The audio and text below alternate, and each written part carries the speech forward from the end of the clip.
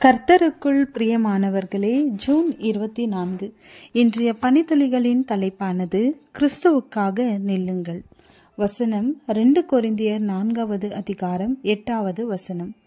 நாங்கள் எப்பக்கத்திலும் நெருக்கப்பட்டும் ஒடுங்கி போகிறதில்லை, கலக்கமடைந்தும் மனமுறிவடைகிறதில்லை. நெருப்பில் எரிந்து கொலை செய்ய வேண்டும் என்று ஜான் ஹஸ்ஸுக்கு மரண தண்டனை விதித்து விட்டார்கள். அவரை கம்பத்தில் கட்டுவதற்கு முன்பாக அமைதி சடங்கு ஒன்று நடத்தினார்கள். முதலில் அவர் கையிலிருந்து திருவிருந்து கோப்பையை ஒருவர் பறித்துவிட்டு அவரை பழித்து பேசினார்.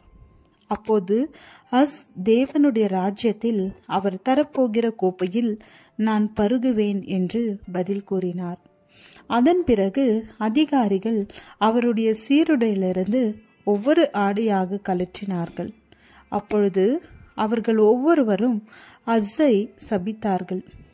கர்த்தருடைய நாமத்துக்காக வெட்கத்தை அனுபவிக்க நான் தயாராக இருக்கிறேன் என்று தைரியமாக கூறினார் ஹஸ்.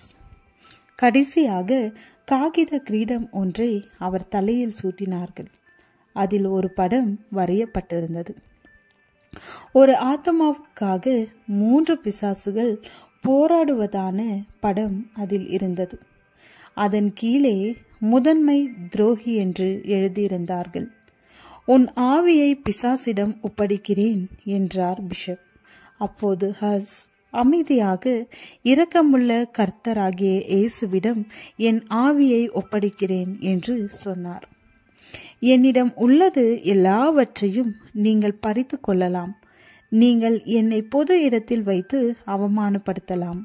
ஆனால் இயேசு கிறிஸ்துவோடு நான் வைத்துள்ள உறவாகிய பொக்கிஷத்தை என்னிடமிருந்து பறிக்க எவராலும் இயலாது என்று அவர் சொல்லுவது போல தெரிந்தது. பவுலும் அதைதான் சொல்லுகிறார். அது நிமித்தம் நான் இந்த பாடுகளையும் அனுபவிக்கிறேன், ஆயினும் நான் வெட்கப்படுகிறதில்லை. ஏனென்றால் நான் விசுவாசித்திருக்கிறவர் இன்னார் என்று அறிவேன். நான் அவரிடத்தில் ஒப்பு கொடுத்ததை அவர் அந்நாள் வரைக்கும் காத்து கொள்ள வல்லவராயிருக்கிறார் என்று நிச்சயித்தும் இருக்கிறேன். ஆதலால் இக்காலத்து பாடுகள் இனி நம்மிடத்தில் வெளிப்படும் மகிழ்ச்சிக்கு ஒப்பிடத்தக்கவைகள் அல்லவென்று எண்ணுகிறேன். நமக்கு வரும் பாடுகளை சகிக்க காரணம் என்ன? நமக்கு முன்பாக இருக்கின்ற மகிமையான ராஜ்யத்தை குறித்த அறிவையும் மகத்துவத்தையும் மேன்மையையும் நாம் தெரிந்திருக்கும் போது எவ்வித பாடுகளும் உபத்திரவங்களும் துன்பங்களும் நமக்கு ஒரு பொருட்டு அல்ல. நிலையான நகரம் நமக்கு இங்கு இல்லை. தற்காலிகமாக இங்கு வாழ்கிறோம். மகிமையான மற்றும் நித்தியமான ராஜ்யம் நமக்கு உண்டு. கிறிஸ்துவினுடைய பாடுகள் நம்மிடத்தில் பெருகிறது போல கிறிஸ்துவினாலே நமக்கு ஆறுதலும் பெருகுகிறது. கிறிஸ்து எனக்கு ஜீவன், சாவு எனக்கு ஆதாயம். ஜெபம். உம்முடைய குமாரனின் சாயலை அடைய எங்களை புடமிடுவதற்காக உமக்கு ஸ்தோத்திரம். ஆமென்.